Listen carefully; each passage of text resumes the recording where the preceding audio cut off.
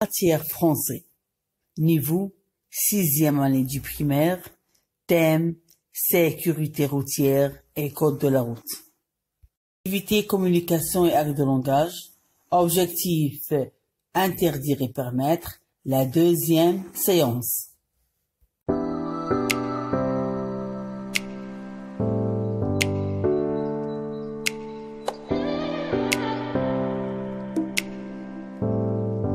Le dialogue de la séance 2.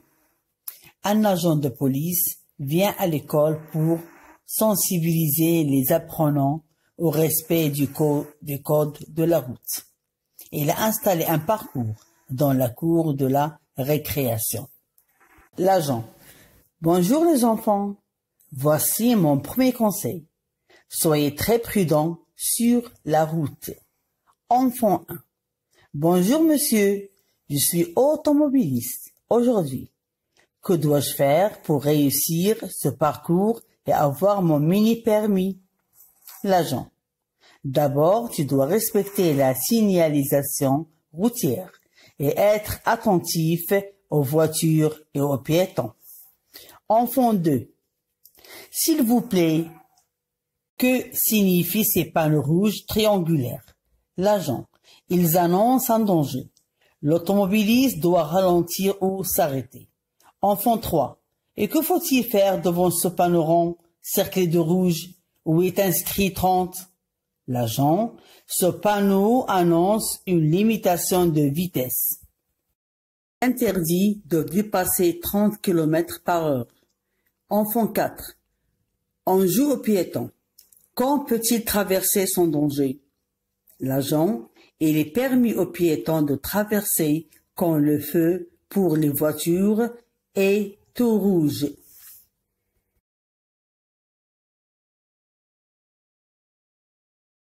Voici quelques questions pour valider les hypothèses et amorcer la compréhension. Comme j'ai déjà annoncé au début de la séance que celle-ci, c'est la deuxième séance.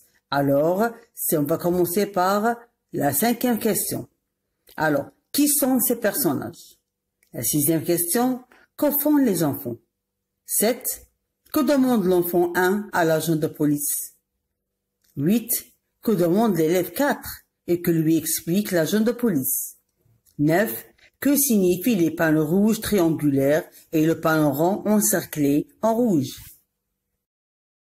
Pour répondre à ces questions, on a, pour la 5e question, ces personnages sont un agent de police et des écoliers, ça veut dire des élèves. 6.